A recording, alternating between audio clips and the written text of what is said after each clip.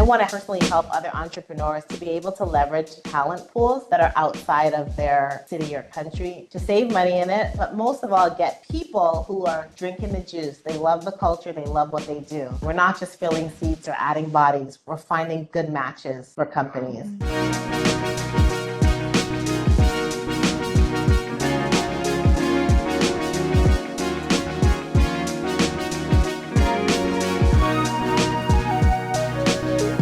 Welcome to An Entrepreneur's Lives, the podcast that gives insight into the minds of visionary entrepreneurs and business leaders. Brought to you by The Right Direct, the leading professional and technical writing company based in North America. Each episode, we explore the stories and experiences of those who dared to dream, took the leap, and built their own empires.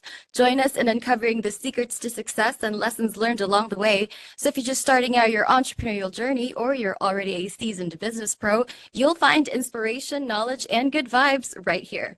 Today's guest is the CEO of Caribbean HR Solutions, a company that has been transforming the HR landscape for over 15 years. With a mission to help businesses attract and retain top talent, our guest has worked with companies across North and South America, Europe, and the Caribbean, providing cutting-edge HR outsourcing, executive recruitment, payroll solutions, and leadership training. But our guest story is more than just business. It's about resilience, vision, and creating opportunities. Today, we'll dive deep into her journey, how she built Caribbean HR Solutions from the ground up, her insights on the evolving HR industry, and what it takes to successfully manage a business with a global reach. Welcome to the show, Debra Fraser. Hi, Debra. Thanks very much. Hi there, Patricia. Good to meet you. And the right It's direction. good to meet you. Of course, we're so happy that you're here. How are you doing today? Doing very well. It's another sunshiny day in the Caribbean, so it's a good start.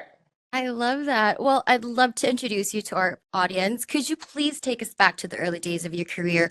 What was it that inspired you to become an entrepreneur? Patricia, I think it's different for everybody. I just know that from I was a child, I always had a knack of starting businesses, like literally as a child.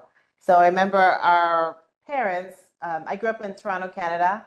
My parents are Jamaican, so I count myself Jamaican by descent. Whether or not immigration says that, I say that. But when I was a kid, our parents used to make us take piano lessons and all that. And I remember convincing other kids and convincing other parents to let me teach their kids and charging them money and having a pretty decent part-time job as a child. Or seeing something in the mall that I'd like to buy, buying one, recreating it myself, and then selling it to other people. So I really do believe that people, like that's a gift. Like either you're born with that natural inclination, you can learn it, but there's definitely people like me who are just born to do business. That's amazing. So you just were entrepreneurial from the beginning. That's amazing to hear. And I do believe, I'm such a believer of that statement that sometimes you're just born with innate talent. And could you tell us what was the defining moment that led you to start Caribbean HR Solutions after all the entrepreneurial journeys that you've begun since you were a kid? It's funny. I actually moved to the Caribbean on a short-term missionary stint. And at the end of the term, I was heading back to Toronto, where I had started to work in HR. And I ended up staying here and working for a company called Vistaprint. And I kind of like to give credit to whoever's impacted my life. In that regard, Vistaprint as a company decided that the labor in Montego Bay, Jamaica, with the hotels that they had stayed in for their vision sessions, they actually fell in love with the labor here and the warm smiles and the hospitality and decided to open up a contact center. So I had worked with them as their head of HR, a job I could have never got if I was still in Toronto, and then ended up being part of the dog and pony show for the government. So the government of each country always tries to attract investors. So I had like a front row seat in just kind of selling Jamaica and selling the talent. And eventually I opened my own business that would help other companies enter the Caribbean. I would help them with getting compensation right, which was a big issue back then, finding space, and then recruiting talent. And that's how Caribbean HR Solutions got started. That's amazing. But could you tell us what was it about HR as an industry specifically? What was it that drew you to this field?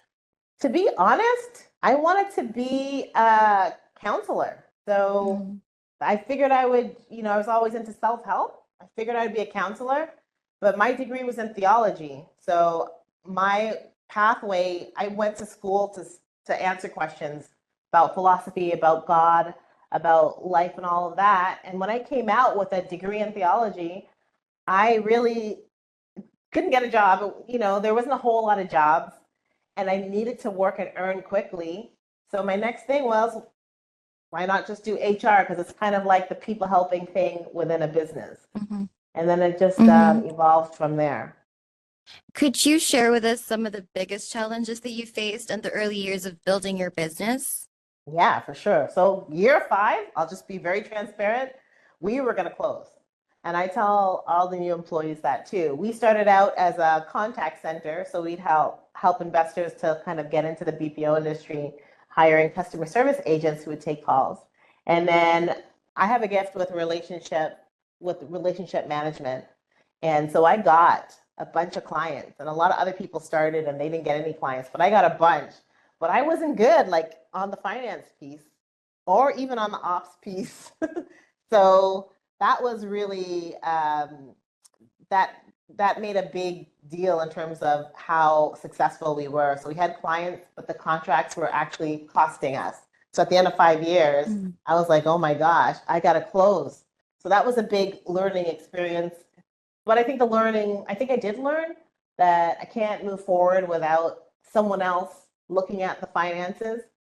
And I also Mm. had to make sure I made investments in getting people who are experts on the ops side as well. So I made those changes and then regrouped and started to do HR, which was something that was very natural to me.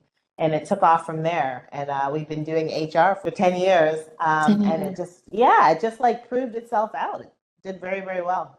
That's amazing because I feel like you really acted, analyzed, and adjusted based on the setbacks. And I wanted to ask you, like, how did you navigate through that and stay motivated? Because you are leading a business and a lot of people are, Yeah. leaning on you essentially. So what motivated you to keep going? One of the key things was like I'm a big believer in self-development. Always have, like I talked to you about self-help books and all that. So very in tune with my own gifts and my gaps. At least I always try to be. Mhm. So I had enrolled in an MBA program. And during that MBA program, like the one thing I really got out of that was that I will give up unless there's somebody else that's going to get hurt by me giving up.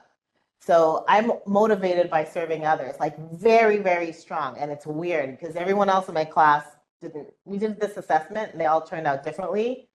So if it's just for myself, I won't stick it out. But if it's for somebody else, I'm 150% there. So what I did was I just put a shareholders group together. So they're friends and family who I respect. They invested very little into the company, but the token still was enough, and they're on the documents. It was enough to say, okay, I'm working for these people. So that really helped me. Like when things got really tough, I kept going back, getting back in the ring because I didn't want to disappoint these people. So I think you have to kind of work out your own Mhm. psychology, like what makes you tick. And I was Mhm. grateful that I kind of knew that and was able to put that group of shareholders team in. And there's new shareholders, of course, but those people are still on our shareholders group and still motivate me to keep going. That's amazing. I think like what really makes a great leader is being able to think fast and on your feet. I really Mm. wanted to talk about how important the HR industry is. So for our listeners out there who may not understand why there is a need for HR, could you tell us in like simple terms what HR is, why it's important? If you don't have a background in HR, you have the background in operations, in IT, in sales and marketing, and something. And there's always somebody whose main role it is to take care of a certain function or a certain equipment. For example, IT looks over the server equipment. Or if you're in a factory, there's somebody who's making sure that factory keeps working. But who's really looking out for the people who are managing the factory and managing the IT equipment? There's got to be somebody who's looking at how does not this machine but this person work, how do people think. So I think most companies can get by for when they have 20, 30, 40 employees maybe, but eventually you're going to have to specialize and or you're going to have issues. If you have a machine going and there's no one who knows how to fix it, you're going to have to go out eventually and find somebody who can fix it. And it's the same thing with people. So HR is really important, especially the more complex your environment gets or your company gets. You need somebody who's always telling you, okay, this thing that happened, this is how it's impacting people. Here's what we can do to respond to that. So it's really, really crucial. And I'm always thinking about our own, like we have around 30 people in our organization, and we have an HR manager. And that's what she does for us constantly, is say, okay, this great thing or this not so great thing happened in the company. Here's the psychology of how people are thinking. Here's how it affects their benefits, or what we can do with overtime, or what we need to do with communication. Like, if you don't have that and you're the entrepreneur and you're trying to do that yourself, when your mentality is different than everyone else's, you're going to fall into problems. So yeah, HR is super important. That is a really great explanation, and I love what you said about like HR managing like how people are. Like, because in a business, you're always, thinking about how's our production doing, how's our sales doing, but like the HR, from what I'm getting from you, is like how are our people, how are the laborers, are they being taken care of? So I think that's really amazing. And as the expert here, could you share with us what you think are some of companies' biggest mistakes when hiring and managing talent? Sure. And I'm going to speak from my experience with working with clients. When they first come to us, they're like, they have this kind of accounting way of growing. So typically when a client is coming to the Caribbean, it's because they want to expand their team, but in a cost-effective way. For example, Vistaprint, who has, I think there's 2 or 3 Vistaprint type companies still here in the Montego Bay area specifically. They came here because they wanted to offer a lot of customer service to each of their clients who were doing business cards at the time online. And this was a way that they could afford to do it. So not that they made the mistake, but companies typically will say, okay, we need, for example, 10 customer service people and 1 supervisor. So they'll go ahead and put an ad out for 10 customer service agents and 1 supervisor at the same time. That's a big mistake. It's kind of like you're building a house and you're forgetting to build that foundation. So leadership has to be built in advance. So you have to get a strong leader in advance, even though they're much more expensive, right?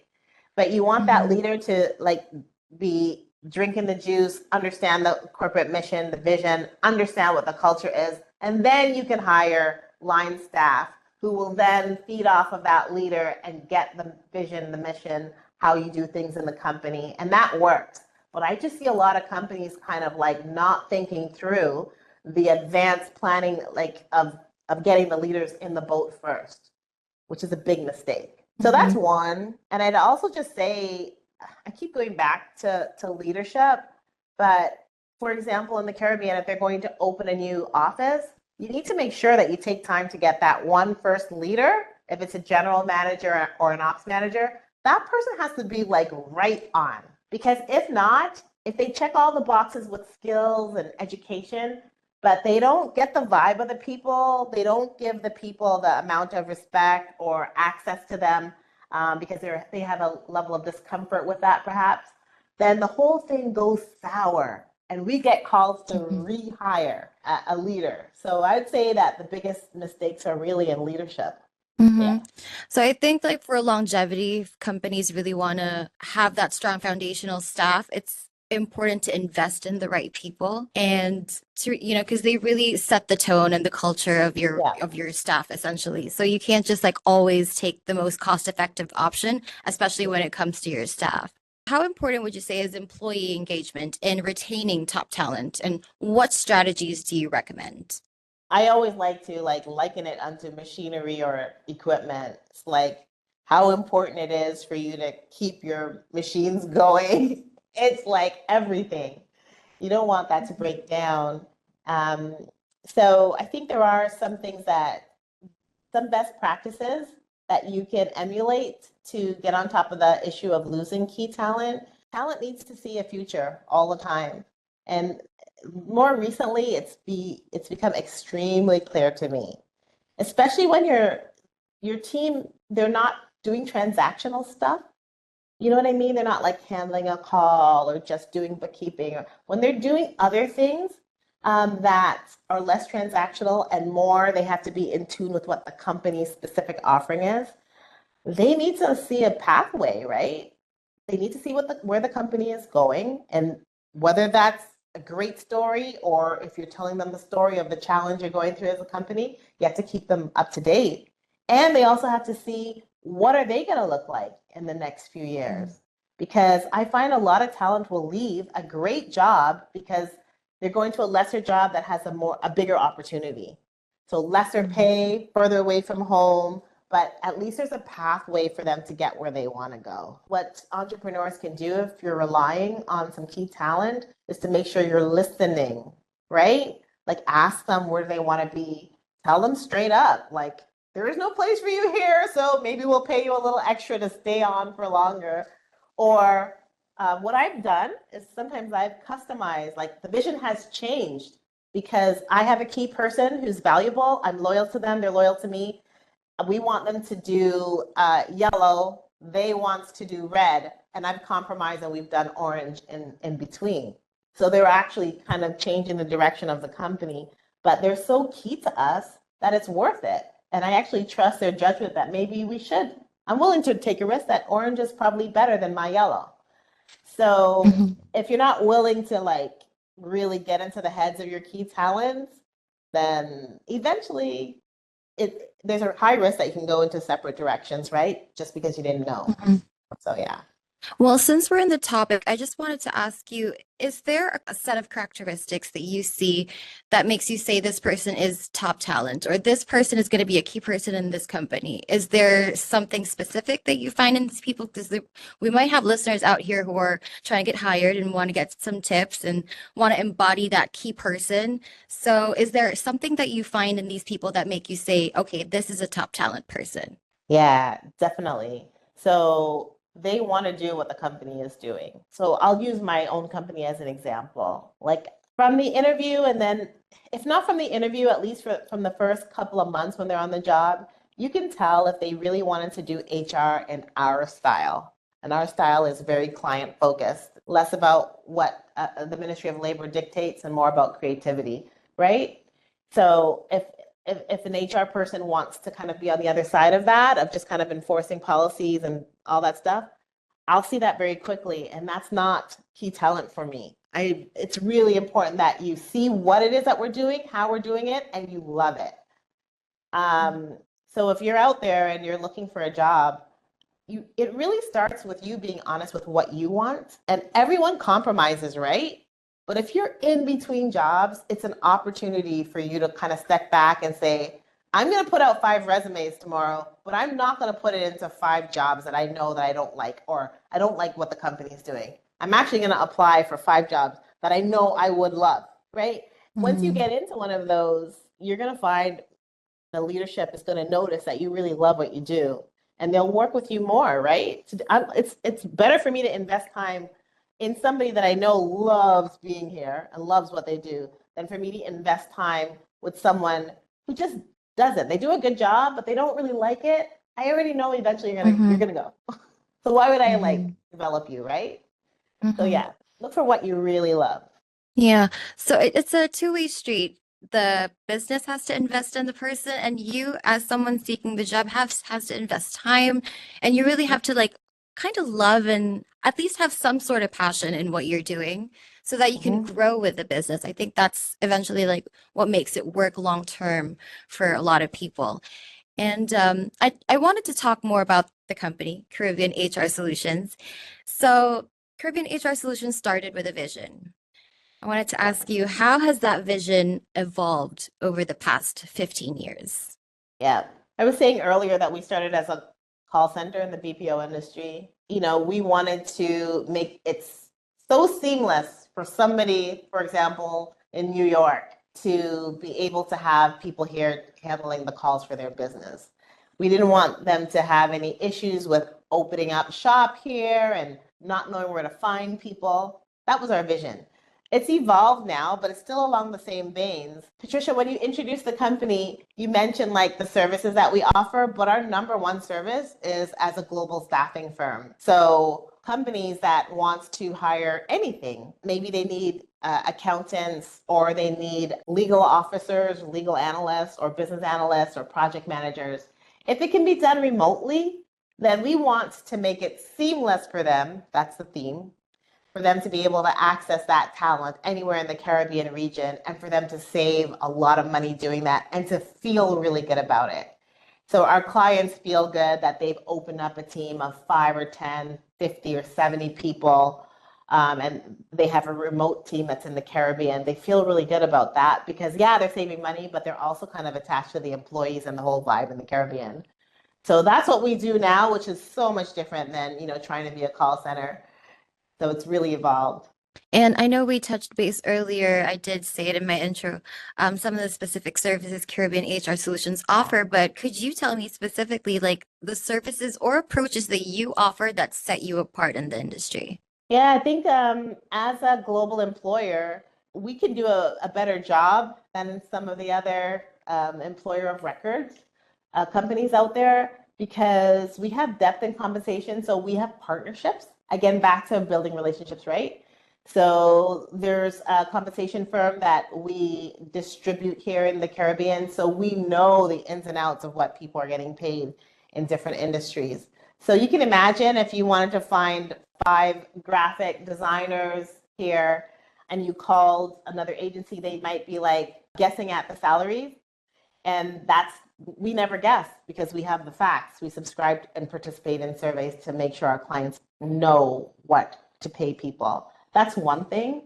Also, because we're a recruiting firm, we are able to find people super fast. Like we've had a database of candidates for years that's really mature and curated. So, for example, a client is asking for computer engineers, and we already have done those types of fills. So we have a reservoir of candidates to reach out to. So those kind of things kind of make us operate really fast and really accurate. Like we want real data that's fresh and accurate so that our clients don't have to guess about what to pay people.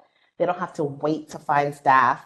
And they really appreciate that. Our HR folks as well. We have professional HR people and we have relationships with law firms so that if there's any compliance issue, we've had clients for 15 years now, 10 years on the HR space. We're able to really get to the bottom of issues very quickly and keep our clients compliant. So yeah, I think we have a lot of benefits. I love that. And you know what?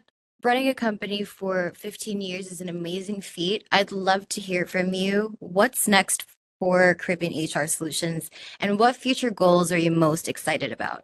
Globalization, like we are partners in globalization. So globalization, we are seeing it every day more and more. It's like you can be living anywhere in the world and working for a company that's on the other side of the world, right?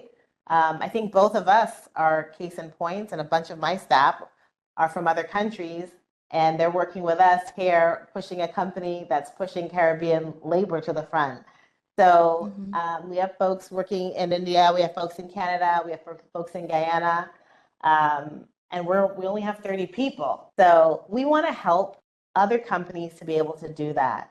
And I want to personally help other entrepreneurs to be able to leverage talent pools that are outside of their city or country to save money in it, but most of all, get people who are drinking the juice. They love the culture, they love what they do. We're not just filling seats or adding bodies, we're finding good matches for companies. So yeah, that's what I'll say on that. Well, I mean, it is an amazing time we're living in where remote work is possible and you're able to do this amazing work that you do with your company and bringing great talent across the globe.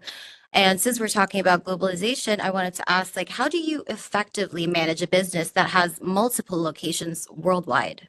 Yeah, I would say that's a combination of technology and touch points. So TNT, I'm gonna have to coin that phrase. So possible to do without technology. And that's why it wasn't done earlier, right? That's why it's getting so popular now. We have all these boards and all these communication tools that link people up. So there's got to be a budget for it and a commitment to building systems and maintaining those systems. But then why do you have those systems? It's in order to have people connect. So you have to connect more if somebody's further and further and further away.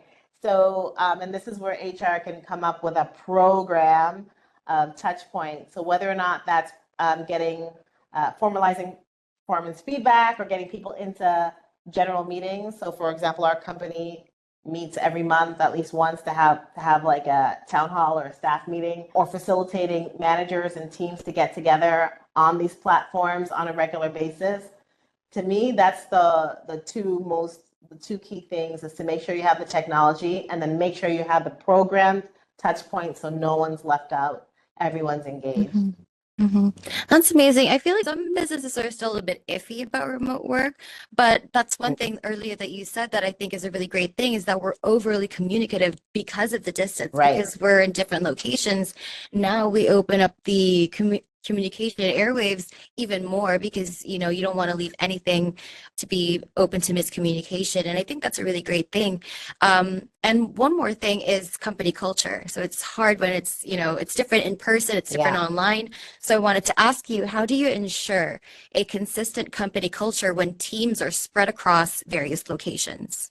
Yeah, it's just defining it, right? Like defining it in such a super clear way, along with the behaviors that are expected, which is where I think culturally that it can go a little bit off. But it's taking that extra time to say, okay, our culture is X, and this is how it's lived out, right? So that's the work to be done, and that's what you're discussing with employees and hearing what they have to say about that. So yeah, it's just clarity. We get a lot of requests from clients to help define their culture, and that's great because really drinking the juice is buying into the culture and agreeing with it, right? And the work comes for the management to make sure that they're actually keeping in line, keeping in step with what they've defined as the culture as well. So yeah. And to some of our listeners out there would probably want to take a similar route to you and take inspiration from you. Could you share what advice would you give to entrepreneurs looking to expand their businesses beyond their home country? Use an employer of record like us. I'm one of a million, but if I'm expanding to another country, I'm not going to do it on my own without someone who's already there, already licensed, already compliant, already has done it 100 times. Because number one, there's no guesswork. When you're expanding to another country, you cannot afford to get it wrong. You can't afford to go and get the pay wrong or to not be able to find people that you thought were there. So just use a professional who can tell you if the labor does exist and how much labor you can access at the price that you're willing to pay. The other thing is it helps you to move faster. So I know that a client can come to me and say, okay, I need 3 people ASAP. I can respond saying, I can give you 2 tomorrow and 1 on Friday, or I can give you 0, or I can give you whatever. You can hit your timelines if you're using an employer of record, or if you're going to do it yourself, it's going to take you way too long. And the other thing is just to make sure use an employer of record so that you can save money. So I have clients as well that are paying like very competitively. That's part of their mantra. And I have other clients who can't afford to do that. But you know what you can afford. Give that to an employer of record and let them make sure that they're hitting your cost points and getting the labor, the talent profile that you want. So my biggest advice would be to make sure, take the guesswork out of it, use a professional who's done it for a while.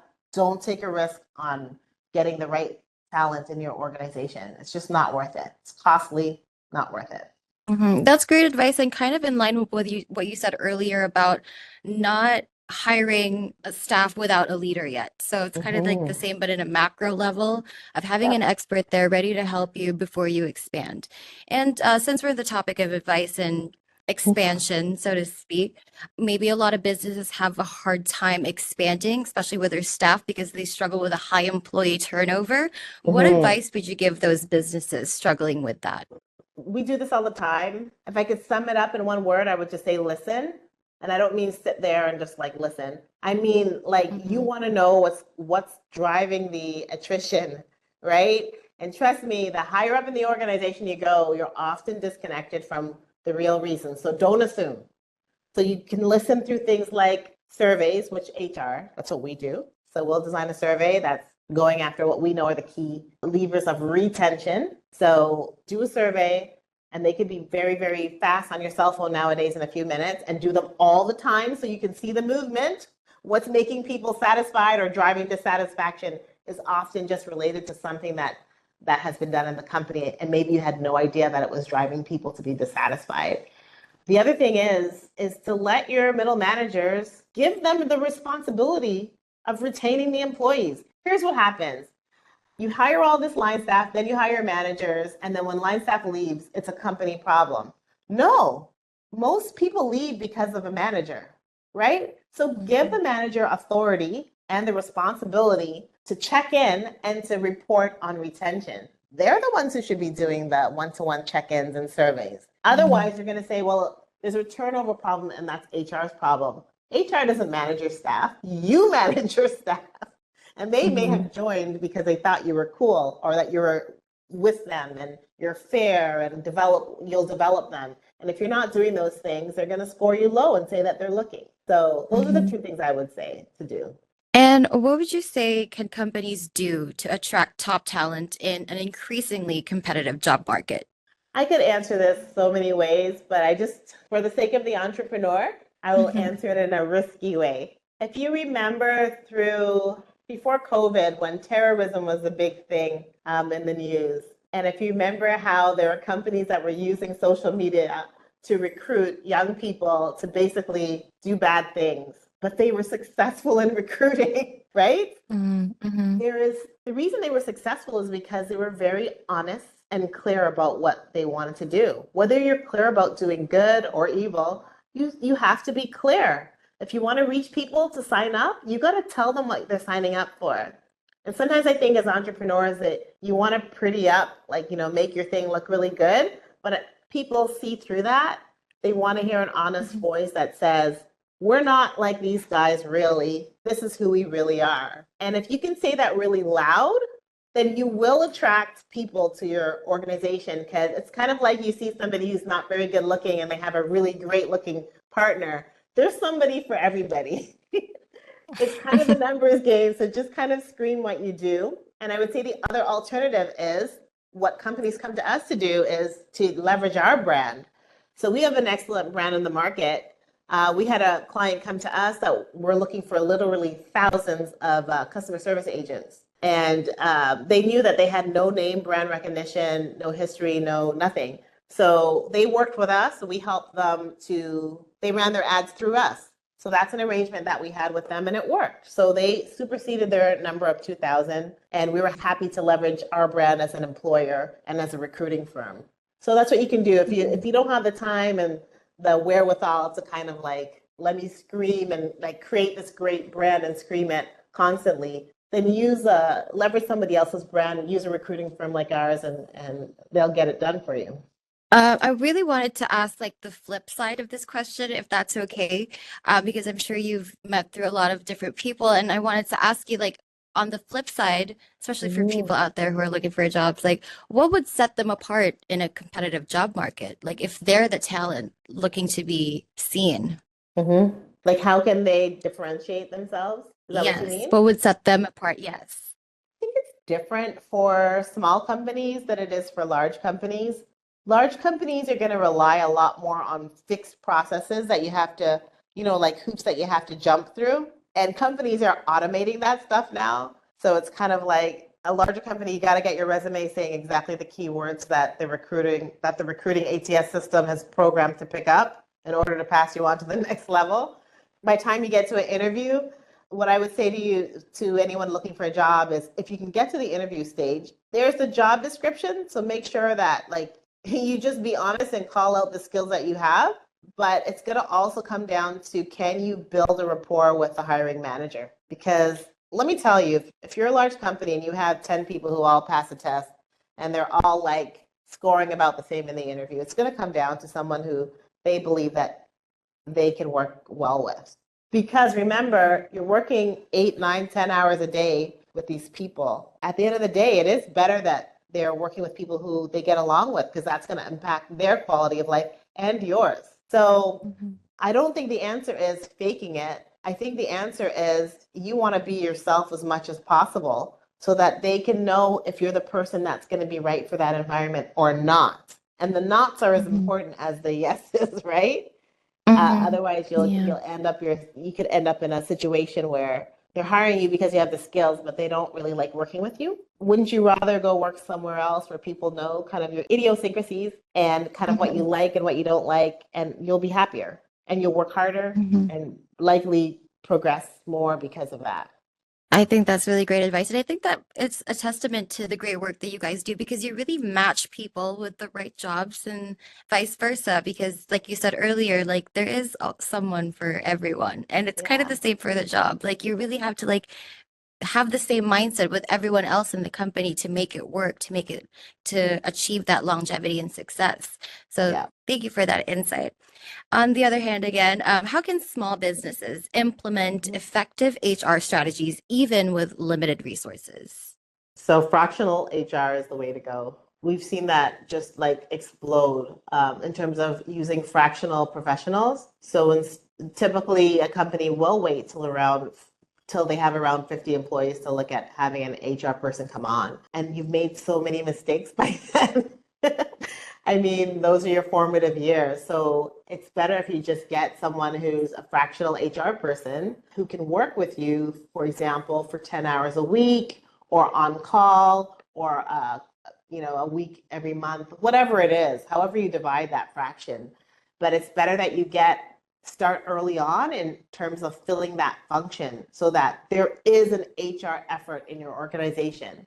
So don't wait until you can afford a full-time person. Yeah, and that's what we do. Like we have our employees who are servicing different clients according to how much of an HR support or HR program the client wants. And that changes. And as that changes and it gets more demanding, we pull more resources or we give them a whole person. But it's a great time now, Patricia, because I mean, if I were to start all over again, I would use fractional professionals way earlier in the game. I would have had a fractional accountant, and then I would have had a fractional HR person too. I would have started that way. Fractional IT has kind of been around forever because you typically outsource it, and that's a fraction, right? So, yeah, I think it's a great thing for people to use. And what would you say is like the biggest piece of HR advice you wish more companies would follow? I think entrepreneurs and business owners, they look at HR as a person. Have you heard the term like HR lady or they kind of Yes, look I have. yeah.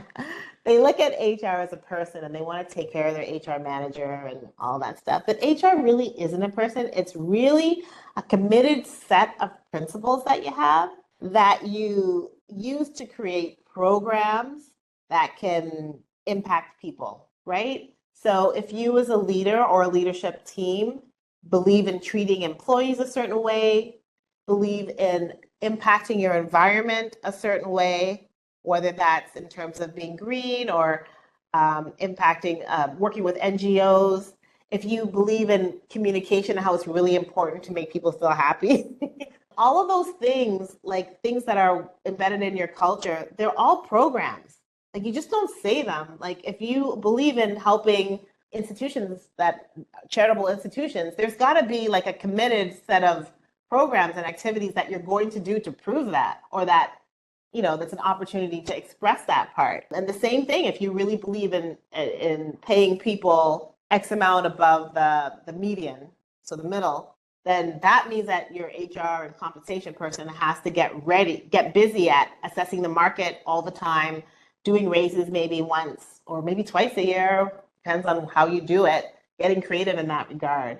But it's like the best advice I would say is just to make sure that as a business owner, don't look at the person.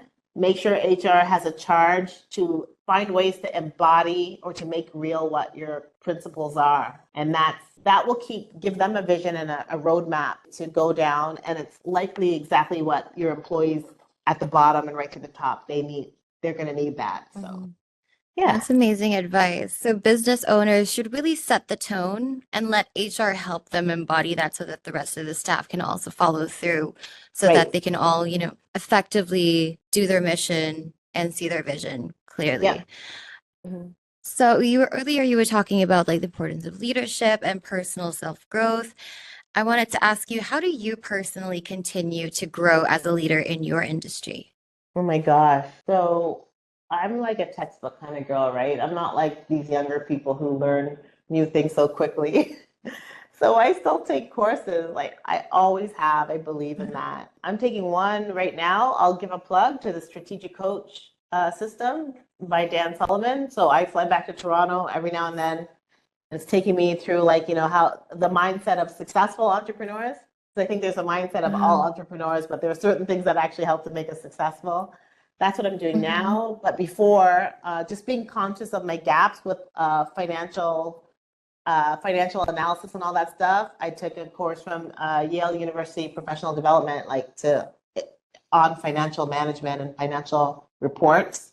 So how do you know what's to develop? It's listening again. A lot of that comes back to listening.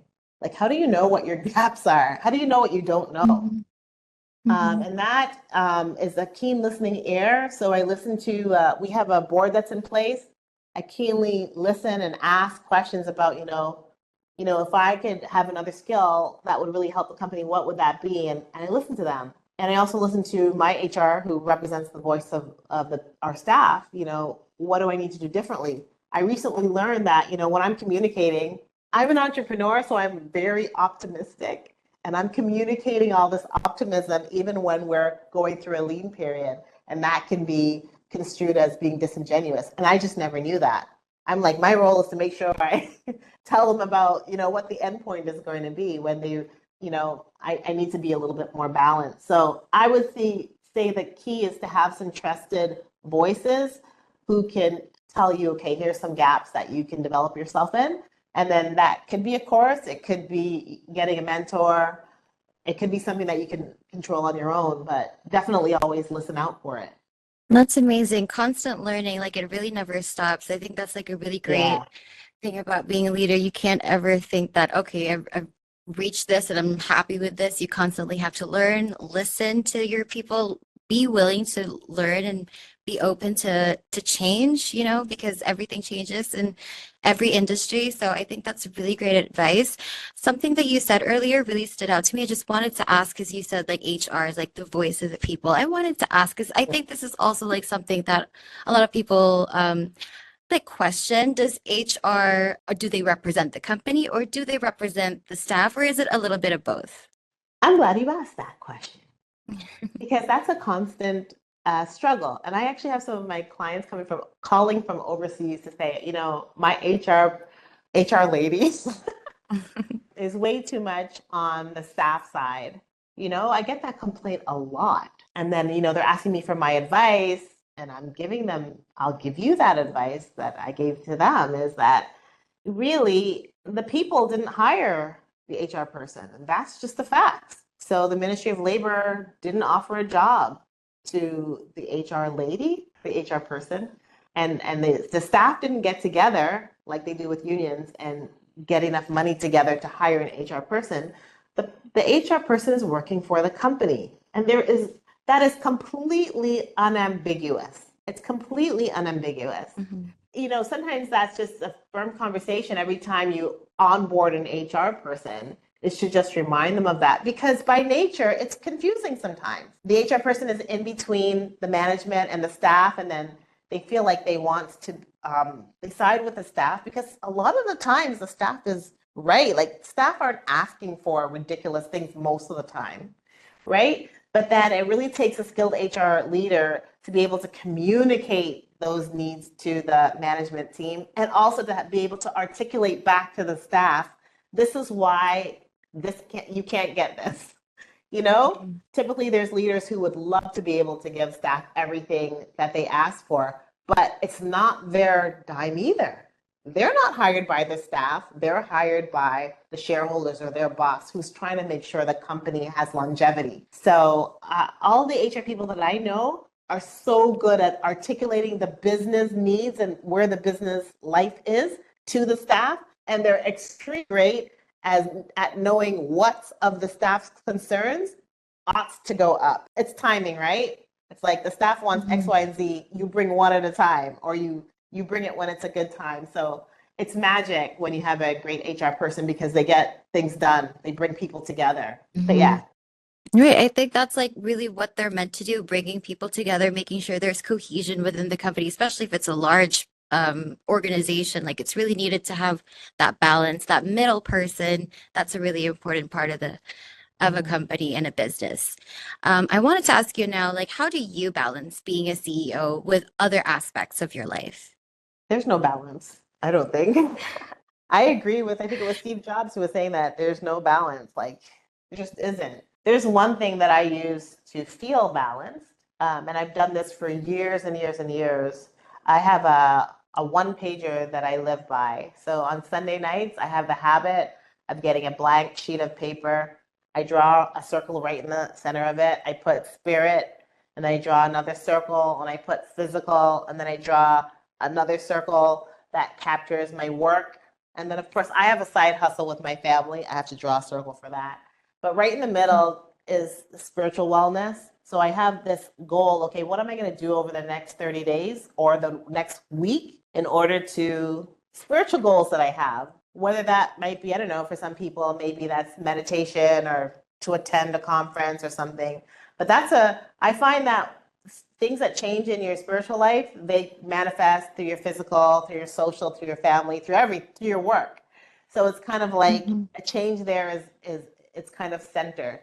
So I put something right in the middle of the paper every single month on how I'm looking about my spiritual life.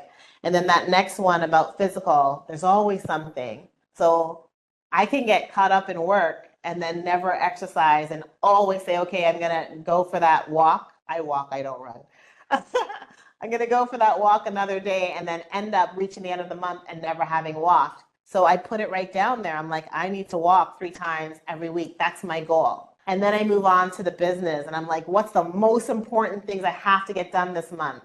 And there'll be a few things that's like non-negotiable. They have to get done. I'm doing them first. And they're in Mm. that circle. So I have one page that I could just pin up on my desk or I fold it and put it in my little notebook. And that's my guide. And that helps me to feel balanced because I know I've done my best to work on all the areas of my life. And when I look back, I'm like, yeah, like it's almost like a vision board because you're thinking in advance how you want the month to play out or what you want to achieve. And then it comes to pass, right? So my challenge in being balanced is I used to fill that page. That page used to be like so dense. And now I'm getting like to a Mhm. point where I'm like, I understand what the most important things are. So there's a lot of white space in the paper and just really important priorities on there. Mhm. So that's how I Mhm. feel balanced. I love that answer. And you were so real when you said there is no balance because a lot of people, like you try, obviously, but there are going to be Yeah. days where your focus is going to be more on the business. Maybe one day your focus is going to be more on your family. But across the board, because I've spoken with a lot of CEOs as well, is that they focus on themselves because CEOs like yourself, leaders, you are in charge of a lot of people's lives. And Yeah. there are a lot of moving parts. It can be very overwhelming. I think what I'm understanding is the most important thing is to give to yourself first before you can give to others. And I Yeah. think that's an amazing practice that you do. And this is like a monthly thing that you do. Mhm. You, It's a uh, monthly thing when I do the whole sheet of paper, and then the week I break it down. I'm circling on that paper, like either using a highlighter or a circle to say these are the ones that I'm working on this week. And I just keep referring to them. Works for me. that's Everybody's got something different. that's amazing. And could you share with us like what are the most important leadership qualities that helped you succeed? I understand two strengths that I have. One is relationship management or developing relationships, and the other one is developing middle managers. I used to say I'm good at developing leaders, but I'm not. I have learned that in the last few years that the level that I can develop you is from line staff to manager. I'm extremely good at that. And every leader needs to know how to develop people. Like there's just some principles there and some practices that people are going to look at you and say, I want to be like you, right? How can I get to CEO or entrepreneur or whatever? And if you're not helping people and pulling people up, then it's just not a good vibe. Like you got to be seen as somebody who's moving people up. So that's something that I think is important. And the other thing is just relationships. That's how I started the business, was leveraging relationships. I haven't arrived. So I'm learning more that there's certain times when I kind of dropped the ball on it. So I want to get better at being more consistent. But those are the two leadership qualities that I personally have leveraged. I mean, to the point where when our company is in dire need of something, some people run to kind of draft new processes or create new things. I'm like leveraging my relationships, and they've never failed. So that's something that you have to farm and cultivate. So those are the two areas that I think are leadership qualities that really have helped me out through the years to succeed. That's amazing. Thank you so much, Deborah. You've provided us with so much advice. But just before I let you go, I wanted to ask, what are some final words of wisdom you would like to share with aspiring entrepreneurs and business leaders that might be listening to us today? So if I could impact other entrepreneurs, I would say that they should be very cognizant and self-aware of their purpose. And when I say that, I mean that whatever a business is doing is solving a problem, right? It's filling a gap or it's solving a problem in the community, in the larger community. And I know that people who are not entrepreneurs don't see it that way. They see more like, an entrepreneur or a CEO is in it for the money because they're making so much more money. That's kind of how they see it, and they want to aspire to living a certain lifestyle. But all of that aside, your business is solving a problem in the world or in your community.